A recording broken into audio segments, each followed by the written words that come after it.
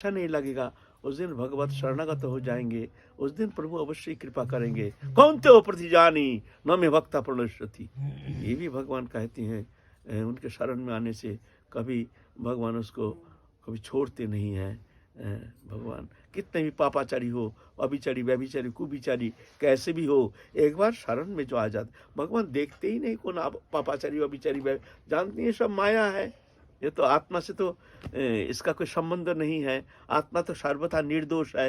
ये तो गुण से, गुण के कारण, गुण प्रभाव के कारण माया से संबंधित ये सब विकार आत्मा से संबंधित है नहीं। इसलिए भगवान ये देखते ही नहीं कौन पापाचारी है, और ये भगवान में ये अनुप्रवेश होता ही नहीं। हम लोग देखते हैं महापापी ये है, महा नीच है, भगवान ही देखते ही नहीं, वह स्पर्श ही नहीं होता, अनुप्रवेश ही नहीं।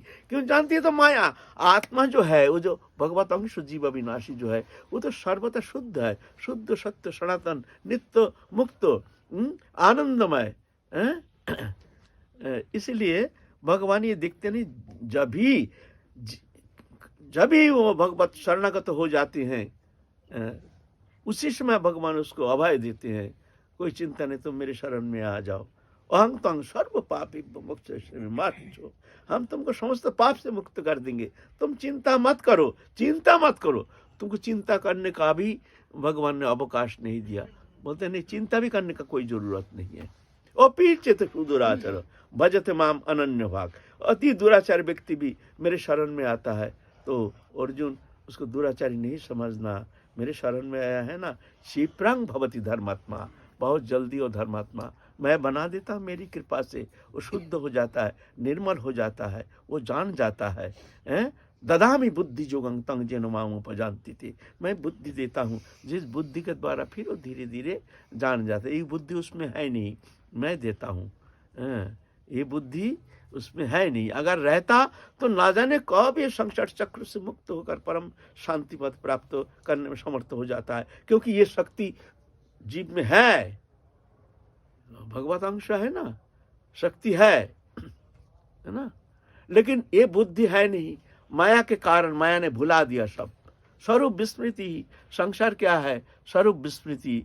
स्वरूप विस्मृति ही संसार बंधन का मूल जड़ है। तो भगवान चाहते हैं, जीव चाहते नहीं है, हम चाहते नहीं है। ये भगवान का दोष नहीं है। तुम जिस दिन चाहोगे ठीक ठीक, भगवान वंचित तो नहीं करेंगे, ये सत्य है। वंचित तो करते नहीं है भगवान। खेल रहे हैं इसका मतलब ये नहीं जो दुख सागर में इसको डाल दो, अनादिकाल दुख में ये घूमता रहे, ऐसा नहीं है। ना, जीव ही चाहते नहीं है, जीव चाहते नहीं है। एक दिन एक नारद ऋषि एक दिन गए भगवान के पास, प्रभु जीव जगत इतना दुखी है, आप ही चिद्धाम है, त्रिपाद विभूति, ये यार अनंत कोटि ब्रह्मांड तो एक कण में रहता है आपका, तो आप समस्त जीव जगत को इतना दुखी होकर के संसार चक्र में घूम रहा है, क्या प्रभु आप सब जीव को इतना कष्ट से निवृत्त करके आप आपका धाम में बुला ले सकते हैं प्रभु? बोलता है नारद, मैं तो चाहता हूं, जीव चाहता नहीं है, मैं क्या करूं बताओ। ये समस्त जीव जगत एक कण में रखा है, भगवान धारण करके रखा है, अनंत विभु है ना। अथवा बहु नहीं तेन किंग ज्ञाते न तवा अर्जुनो विष्टव्याहमिदं कृतस्न मेकांक्षन स्थित जगत। तो नारद जी कहते हैं प्रभु आप क्या कहते हैं, जीव आना नहीं चाहते, इतना चिन्मय धाम चिद्धाम यहाँ आना नहीं चाहते हैं, दिखमय सागर में गोता लगा रहा है, दावानल पीड़ित होकर अनादिकाल संसार सागर में स्वरूप विस्मृत हो करके, जहाँ शांति है नहीं, आनंद है नहीं, अनित्यम सुखं लोकमिमं प्राप्त भजस्व, फिर भी वो दुख सागर में गोता मारने के लिए वो तैयार हो जाता है, उसको अच्छा ही लगता नहीं है ना। भगवान तो चाहते हैं, जीव चाहते नहीं है। तो नारद ऋषि कहते हैं प्रभु जीव आना नहीं चाहते, कैसे हैं आप बुलाते हैं? तो बोलता है तुम जाओ, जाके अब तुम्हारा जिसको अच्छा लगे ऐसा जीव को बुला के लाओ, देखो आता है कि नहीं। तो नारद ऋषि सोचते हैं भाई हम देखेंगे, पहले समस्त सुख भोग कर लिया, ऐसे एक व्यक्ति को ढूंढ के निकालो। तो दिल्ली शहर में देखते हैं एक अच्छा सेठ मिल गया, वो बहुत पैसा वाला, अरब खरबपति, वृद्धावस्था, उस समय भी 3 भारियां, 3 स्त्री है उस समय, नाती पोता पोती सब माने खचाखच बड़ा हुआ है, विशाल संसार, धन का कमी नहीं है, कोई कमी नहीं, अथाह संपत्ति है और धर्मात्मा भी है। नारद ऋषि एक साधु के रूप धारण करके गए हैं, राधे श्याम राधे श्याम। सेठ जी बाहर निकले हैं, आइए आइए आइए महाराज, आइए महाराज, बैठिए बैठिए, बताइए हमारे द्वारा क्या सेवा हो सकती है, जो चाहिए बोलिए, पैसा चाहिए, कुछ चाहिए, क्या चाहिए आपको। तो नारद ऋषि कहते हैं देखिए मैं कुछ चाहता नहीं हूँ, मैं नारद ऋषि हूँ, वैकुंठ से आया हूँ, मैं आया हूँ इसलिए आपको मैं ले जाना चाहता हूँ यहाँ से। सुन करके तो एकदम कत हो गए, जो प्रभु हमारे इतना सौभाग्य कहा, हम महापापी हैं, ऐसे है तैसे है, प्रभु आप आए हैं हमारे द्वार पर, एकदम रो रो करके एकदम छाती को बहा दिया एकदम अश्रुधारा से। तो नारद ऋषि कहते हैं आप दुखी मत होइए, अब चिंता मत कीजिए, आप तो समस्त संसार देख लिया, समस्त सुख भोग लिया, आपको हम ले जाएंगे वैकुंठ में। बोले हमारे तो इतना सुकृति है नहीं, हम कैसे जाएंगे। बोलते कोई सुकृति की आवश्यकता है नहीं, आप सिर्फ एक बार हाँ कह दीजिए, इस मुहूर्त में आपको हम ले जाएंगे। सुनकर का आंख मोटा हो गया, कहते हैं और रोना बंद हो गया, इधर रो रहे थे, अब रोना बंद। बोले ये तो हमारे सौभाग्य की बात है, लेकिन महाराज क्या कहूँ, ये हमारे इतना पैसा कौड़ी जो भी हम इकट्ठा किए हैं ना, दुबक के रखे हैं ना, ये बच्चा लोग इतना नालायक है, ये हम चले जाने का साथ साथ समस्त धन सब चौपट हो जाएगा, सब ये संरक्षण इसके द्वारा होता नहीं, ये जानता नहीं है, थोड़ा सा इसको समझा बुझा के हम फिर आएंगे, आप कुछ दिन पीछे आ जाइए, इतना में हम समझा बुझा के सबको तैयार करके फिर हम आ जाएंगे। नारद ऋषि दिखते हैं तो भाई ये तो ठीक है, चलो कुछ दिन पीछे आ जाएंगे। नारद ऋषि चले गए, इतने में तो वो सेठ चले गए आके राधे श्याम करते करते आए हैं।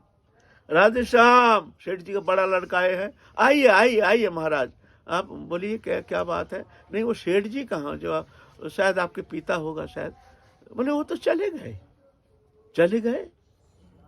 कहाँ चले गए?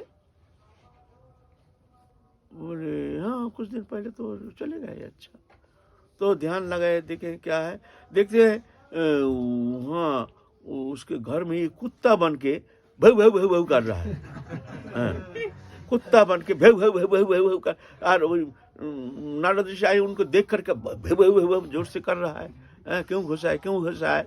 नारद जी देखे तो कुत्ता बन गया है, तो गए हैं अपने शक्ति के प्रभाव से उसको स्पर्श किया, स्पर्श करने से उसको पूर्व जन्म की स्मृति आ गई है। फिर कहते हैं देखो तुम थे सेठ, अब बन गए कुत्ता, देखो हाँ प्रभु बन तो गए, अब क्या करें, हमारा नसीब खराब है। बोले कोई खराब नहीं है, तुमको हम ले जाएंगे इसी अवस्था में। बोला नहीं प्रभु आप कुछ दिन पीछे आ जाइए, हम चले जाने से रात को चोर डका ताकि सब धन संपत्ति लेके चला जाएगा, और कुछ दिन बाद आइए, हम जाएंगे अवश्य जाएंगे, हम बस कष्ट पार है, आप आइए कुछ दिन पीछे, बस ये थोड़ा सा बच्चे का चाहे ना थोड़ा सा बड़ा हो जाए संभाल लेगा। ठीक है चलो, नारद चले गए, इतना कुछ दिन पीछे आए हैं, आके राधे श्याम करके घुसे हैं। सेठ जी का बड़ा लड़का आए हैं, महाराज आइए, अच्छा आप तो वही बाबा है ना पहले। हाँ आए हैं। बोले आपका ये कुत्ता जो भोगता था वो कहाँ गया? बोलता वो तो चोर चुट्टा आए थे रात को, जहर देके क्या खिला दिया, मर गया। अरे मर गया, क्या दशा हुई देखो। ध्यान लगाया, देखते हैं जो एकदम गुप्त कक्ष है ना, वहाँ सब सोने हीरे जवाहरात सब रखा हुआ है ना, वहाँ पर सर्प बन के पहरा दे रहा है। फिर गए, बोलते हैं भाई तुम्हारा घर में एक सर्प है, वहाँ हमको जानकारी है, हम जानते हैं, चलो उसको निकालो। बोलते कहाँ प्रभु आप कैसे जानते हैं?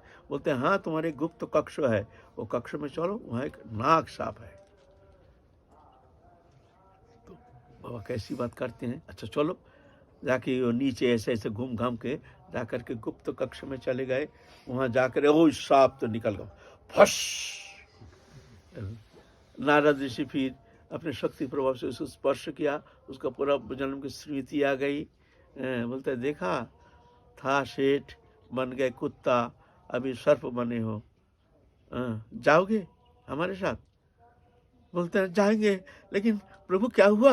अभी जाने से ना ये जो हम इसको रक्षा कर रहे हैं ना, ये सब चोटा जो है ना, सब लूटपाट करके ले जाएगा। और कुछ दिन पीछे आइए, थोड़ा सा ही बच्चा कच्चा बड़ा हो जाए।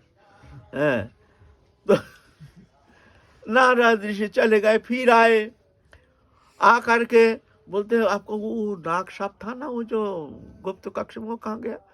बोलता है उसको तो पीट के मार दिया हमारे पोता पोती ने, सब पीट पीट के मार। नारद जी देखते हैं क्या गति हुई, देखें उसका मोह के कारण वो विष्ठा के कृमि बन करके जन्म लिया। ऐसा है ना? जाना नहीं चाहते हैं, भगवान का दोष मत लगाइए, भगवान चाहते हैं अभी आ जाए, लेकिन हम ऐसे दुर्भागा है ना, मुंह में कहते हैं हम चाहते हैं, भगवान को चाहते हैं, लेकिन हम चाहते नहीं है। जब दुखी हो जाते हैं संसार में, जब नाना प्रकार आदि व्याधि उपाधि दुख दन्न दारिद्र्य नाना प्रकार, इसमें जब हम दुखी हो जाते हैं तो जाके भगवान को पुकारते हैं। जो चाहते हैं प्राप्त किए हैं, अभी भी करते हैं, ऐसा बात नहीं है। बोलिए आपको संदेह है कुछ? भगवान खेल रहे हैं। जब भी भगवत शरणागत हो जाते हैं, चाहते हैं, हृदय से चाहते हैं, तत्क्षणात भगवान उसको कृपा करते हैं। मच्चित्त सर्वदुर्गानि मत प्रसादात् त्वरिष्यसि अतो चित्तम अहंकारात् न सृष्टि विनाशसि। तुम्हारे चित्त में श्री भाव को धारण करके बैठे रहो अर्जुन। सर्व दुर्गानि मत प्रसादात् त्वरिष्यसि, समस्त दुर्गति से मैं कृपा करके तुमको पार लगा दूंगा। अगर तुम अतो चित्तम अहंकारात्, अहंकार के कारण तुम मेरी बात नहीं सुनते हो, तुम नष्ट हो जाओगे। ऐसे भगवान कहते हैं। इसीलिए भगवान बार बार गीता में कई बार कहे हैं, सर्वधर्मान परित्यज्य मामेकं शरणं भज अहं त्वं सर्व पापेभ्यो मोक्षयिष्यामि मा शुचो त्वमेव शरणं गच्छ सर्वभावेन भारत तत्प्रसादात् परं शान्तिं स्थानं प्राप्स्यसि शाश्वतम्। दैवी जैसा गुणमय मोहमय दुरत्वया ममेव ये प्रबद्धन्ते माया में तांग तरन्ति ते। ये तो बार बार चेतन दे रहे हैं, कह रहे हैं तुम मेरे शरण में आ जाओ, हम तुमको अभय मंत्र देते हैं, कोई चिंता का कारण नहीं, हम तुमको अवश्य कृपा करेंगे, संसार चक्र से मुक्त करा करके हम अपने अभय पद को तुमको प्रदान करेंगे। माँ शुचो, तुम चिंता नहीं करना। ये संदेश लेकर आए हैं हमारी गीता। आज तो हमारा जो प्रसंग चल रहा तो हम जा नहीं पाए। उद्धरेत आत्मना आत्मनम न आत्मनम अवसादय आत्मैव ही आत्मन बंधु आत्मैव रिपुरात्मन। तो इस संबंध में काल हम लोग जो साधक भगवान के शरणापन्न होकर के भजन करते हैं, तो भगवान तो सर्व सामर्थ्यवान काल रूपी सर्प को अपने बंधन में कर सकते हैं, उनको तो मृत्यु से रोक भी सकते हैं। लेकिन जो भजन करने वाले बड़े बड़े साधक देखे गए हैं कि अल्पायु होकर के चले जाते हैं, तो क्या भगवान उस समय उदासीन हो जाते हैं? ना, देखो, जब तक पूर्ण परिपक्वता नहीं आती है तब तक जाकर के उसको संसार चक्र में रहना पड़ता है। ऐसा नहीं थोड़ा कम ही रह गया तो तुमको फिर आना पड़ेगा। जैसे एक स्वर्णकार को हम सोना देते हैं गहना बनाने के लिए, पूर्ण रूप से जब गहना नहीं बनता तब तक जाकर के गहना धारण करने लायक नहीं होता है। अब जाके कहेंगे भाई हमने सोना दे दिया, हमारा गहना को दे दीजिए, तो ऐसा नहीं होता है। बोलते हैं पूर्ण रूप से तैयार हो जाए, आप फलाना तारीख को आ जाइए, तब तक हम आपको दे देंगे। ऐसा ही जब तक पूर्णता नहीं होती है, परिपक्वता नहीं आती है, तब तक जा कर के भगवान इंतजार करते हैं। घात प्रतिघात द्वंद्व संघात आदि नाना प्रकार परिस्थिति के अंदर से उसको गठन करते हैं। ये गठन का एक प्रक्रिया है सब साधक के लिए। बहुत दुख दैन्य नाना प्रकार घात प्रतिघात के अंदर जाके एक आत्मिक गठन होता है, तब जाके परिपक्व होता है। इतना सहज तो नहीं है। भगवान कृपा करके थोड़ा सा मंदिर में गया, थोड़ा सा प्रार्थना किया, भगवान उसको उद्धार करके ले गया, ऐसा नहीं है। थोड़ा सा जब तक वो परिपक्व दशा तक नहीं पहुंचता है तब तक जा करके उसको संसार में आना पड़ता है ना। ये बात है, ये खेल है भगवान का। बड़े बड़े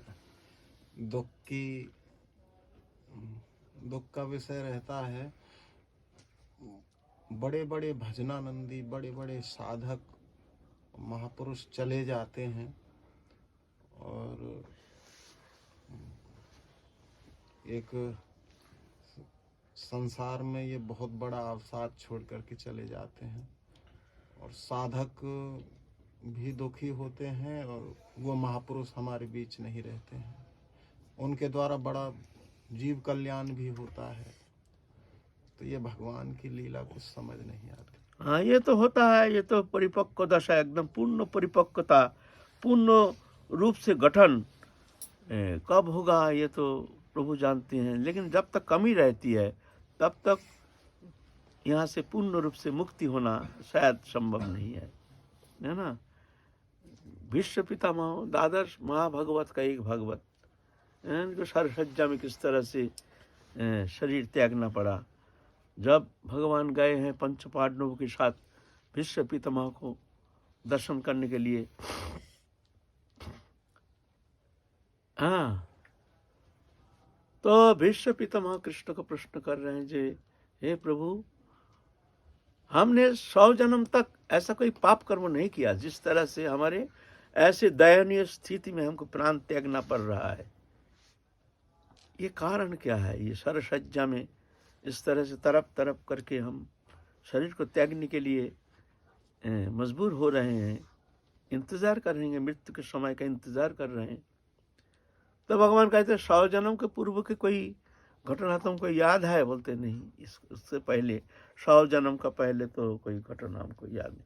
बोले 100 जन्म का पहले तुम एक राजा थे, एक दिन रास्ते में चल रहे थे, एक सर्प आ गया तुम्हारे सामने, तुमने धनुष के नोक पर उसको इस तरह से फेंका, वो जाके नाक फनी है ना, जो पत्ता में काटा काटा रहता है ना, उसमें जाके इस तरह से बिंध गया। 18 दिन तरप तरप करके वो बिंद करके फिर शरीर त्यागा। 18 दिन, बोले उस कारण ये फल भोगना पड़ रहा है। लेकिन इतना है, वो कष्ट जो है, शरीर त्यागने का जो कष्ट है, ये कष्ट विश्वदेव को भोगना नहीं पड़ा, क्योंकि जो साधक जो होते हैं भगवान उसको मन को शरीर से हटा देते हैं, जिस कारण शरीर संबंधी जो कष्ट है साधक वो कष्ट अनुभव नहीं करते। ये बात है। क्यों? सरसज्जा में साई थे, भीष्म पितामह प्रेम से बात कर रहे हैं, मस्तक थोड़ा हिल गया। अर्जुन का कहते हैं, अर्जुन हमारे मस्तक को थोड़ा सीधा कर दो। अर्जुन एक बाण मार के मस्तक को सीधा कर दिया। हाँ, आप ठीक है। बताओ, तो इंद्रियातीत देहातीत हो गए हैं, पहले परम भगवत है ना, उनको ऐसे कष्ट नहीं होता है। जैसे काल एक बिल्ली जैसे चूहा को जब पकड़ते उसका प्राण हरण कर लेता है, लेकिन अपने शावक को जब पकड़ता है उसका कोई कष्ट नहीं, यहाँ से लेकर दूसरा जगह स्थानांतरित कर देता है। ऐसा ही काल जो है दुष्ट के लिए, पापी के लिए ऐसी महाकाल रूप में आता है और भयंकर कष्ट देता है, लेकिन भक्त के लिए ऐसे नहीं। बिल्ली जैसे शावक को पकड़ता है, ऐसे ही काल दिखने में काल है, लेकिन भक्त वो कष्ट महसूस नहीं करता है। हमने बहुत बार देखा, हमारे प्रिय चरण बाबा देखे गोवर्धन में, दिखने में लगता है जैसे बहुत कष्ट पा रहे हैं। हमने गए उनके सामने बैठ करके देख रहे हैं जैसे ऐसे भजनानंदी महात्मा और इतनी कष्ट पा रहे हैं। हम कई बार पूछे, बाबा आपको कष्ट हो रहा है? नहीं तो हमको तो कोई कष्ट नहीं। बोला तुम कब आए देखो ना। हम कई बार रिपीटेशन किए, ये बाबा आपको कष्ट हो रहा है? बोलते नहीं, कष्ट नहीं, कोई कष्ट नहीं। तो ऐसा है, वो आता है इस तरह से प्रारब्ध वश, कभी कभी जन्म जन्मांतर का कोई संस्कार आ जाता है, लेकिन साधक जो भगवत शरणागत साधक है वो कष्ट को महसूस नहीं करते, भगवान उसको कष्ट महसूस होने नहीं देते। तो ठाकुर जी वो प्रारब्ध को खंडन क्यों नहीं करते, जो समर्पित साधक है? कर देते हैं, पूरा नहीं, कुछ ना कुछ तो भोगना पड़ता है, भोगना कुछ ना कुछ, ज्यादा नहीं, थोड़ा सा दिखावा, ऐसी सृष्टि का विधान ऐसे है, अच्छा। कर सकते हैं, लेकिन सृष्टि का ऐसी विधान है, थोड़ा कुछ दिखने में लगता है प्रारब्ध जैसे, वास्तव में ऐसा नहीं है, कष्ट महसूस नहीं करते। हम भी गए, हमारे गुरु भाई मुरारी इतना कष्ट पा रहा, दम लिया नहीं जाता है। हमने कई बार पूछा, भाई तुमको कोई कष्ट होता है? हंस के बोलते, नहीं था, हमको तो कोई कष्ट नहीं। ऐसी बात है। बाबा इसे क्या प्रारब्ध हैं? कहेंगे? प्रारब्ध तो बटे। बाबा एक जी, हैं? ये एक प्रश्न, बोलिए भैया, क्या कह रहे हैं? क्या ये सारे साधनों का जो भी साधन है वो शरीर और संसार से संबंध न रहे इसी के लिए साधन है, और फिर जो इसके बाद जो बचे वही स्वरूप है, वही ईश्वर है कि साधन बाबा क्या मतलब शरीर और संसार से संबंध, वासना ही जैसे आप कहते हैं संसार है, और भगवत भावना ही भजन है। तो ये शरीर और संसार से जो दृढ़ अभिनिवेश है, जो असत्य मिथ्या चीज में, क्या यही बंधन का कारण है? इसी के कारण ईश्वर हृदय में होते हुए भी नहीं देख। हाँ, यही कारण है, क्या स्वरूप इस साधन विस्मृति। का मूल यही है कि शरीर और संसार से संबंध हमारा मिट जाए, फिर ईश्वर प्रकट अपने आप हृदय में, या फिर हो जाएंगे, या फिर स्वरूप स्थिति हो जाएगी। इस पर थोड़ा सा देखिए, स्वरूप विस्मृति ही संसार बंधन का जड़ है। स्वरूप विस्मृति के कारण पंचभौतिक शरीर में आत्मबुद्धि मैं हूँ। स्वरूप विस्मृति मैं भगवान का हूँ, ये भूल करके पंचभौतिक शरीर में चेतन के तदात्मता के कारण शरीर मैं हूँ, ये भ्रम, स्वप्नवत। शरीर में आत्मबुद्धि के कारण शरीर के प्रति सुख जो है, ये सुख विषय में हम आकृष्ट होकर के शरीर का सुख देने के लिए हम समस्त कर्म चेष्टा करते हैं। और तत्सहित शरीर संबंधी वस्तु में अपनापन, ये मैं से आ गया मेरा। शरीर से जो संबंधित है उसको मैं मेरा मानता हूँ, शरीर से संबंधित है नहीं तो उसको हम मेरा नहीं मानते हैं। घर मैं रहता हूँ तो ये घर मेरा है, कल बेच देंगे तो ये हमारा शरीर संबंधित नहीं, इसको हम अपना नहीं मानते हैं, फिर फोड़ दो, कुछ करो। तो शरीर से आत्मबुद्धि के कारण मैं, और शरीर संबंधित वस्तु में शरीर को जो सुख संपादन करता है, धन जन स्त्री पुत्र कुटुंब परिवार वित्त वैभव विषय संपद आदि जो है शरीर संबंधी होने का कारण इसमें हमारे अपनापन, ये मेरा है, यह है बंधन का जड़, मैं मेरा, ये बंधन का जड़ है। तो जब धीरे धीरे भगवत कृपा से उसको ज्ञान होता है जो शरीर मैं नहीं, शरीर संबंधी वस्तु मेरा नहीं, मैं ठाकुर जी का हूँ, ठाकुर जी मेरे हैं, ये बोध जागृति होती है, तत्सहित धीरे धीरे साधन चेष्टा। साधना क्या है? साधना माने प्रैक्टिस।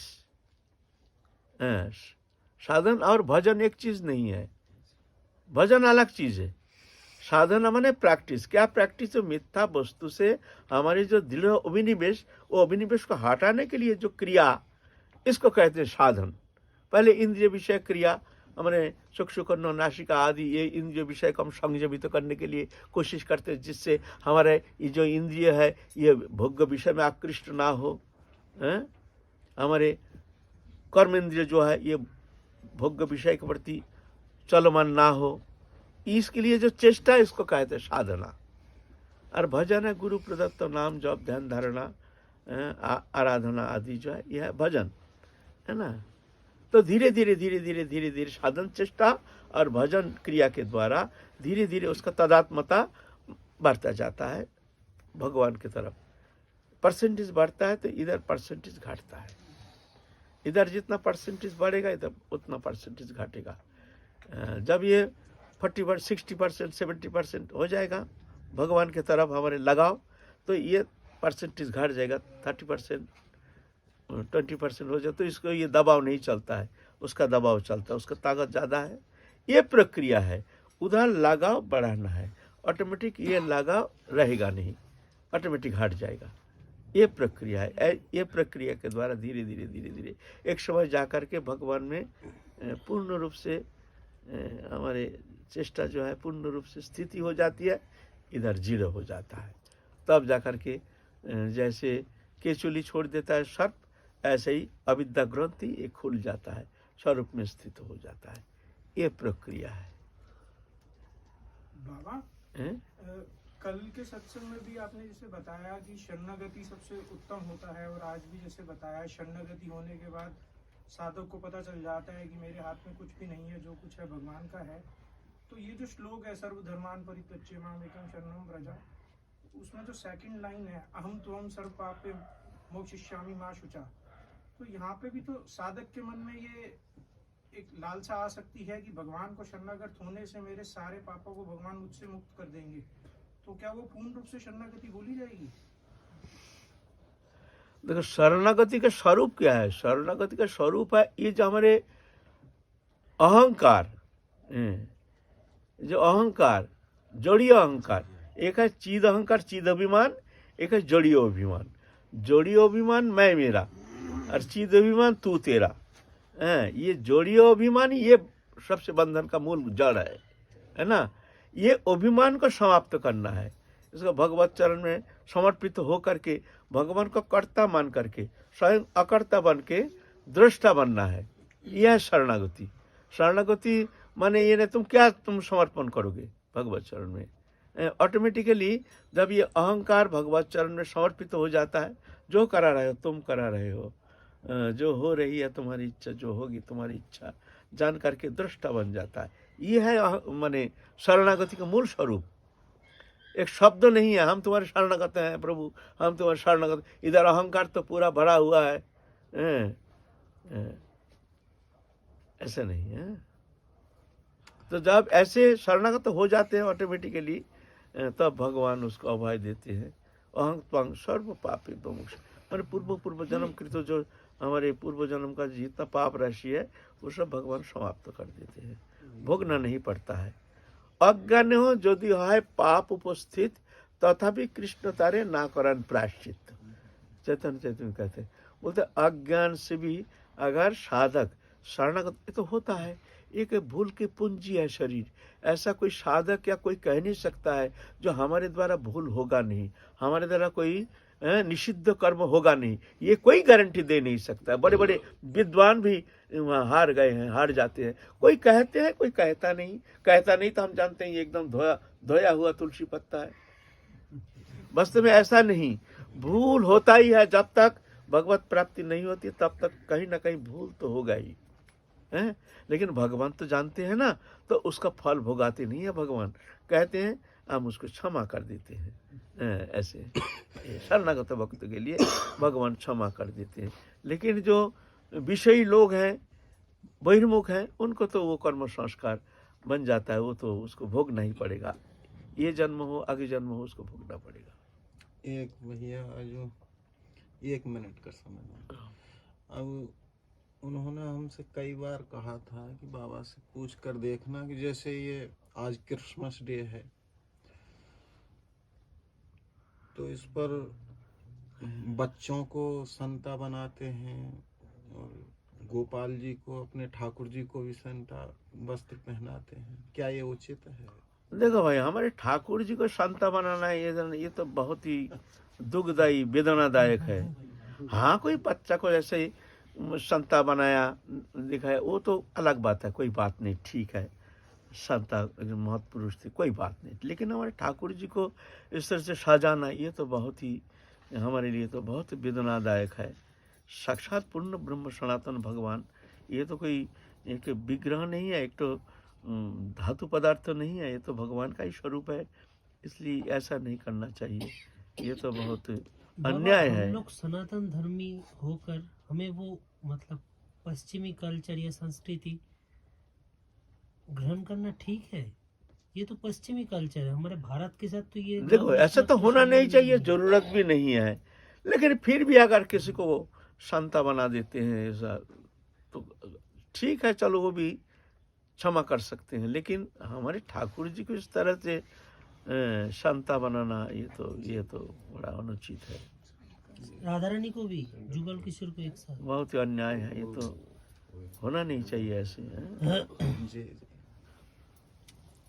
अच्छा, जय जय श्री राधे। अच्छा, कल चलेंगे, कल हमारे आलोच्य विषय अभी समाप्त नहीं हुआ है। भैया जी प्रश्न किया तो जो आत्मा किस तरह से फंसी हुई है, कौन आत्मा के द्वारा इसको उद्धार करेंगे, कौन आत्मा आत्मा के बंधु है और कौन आत्मा आत्मा के दुश्मन है, इस संबंध में हम लोग आलोचना करेंगे। बराबर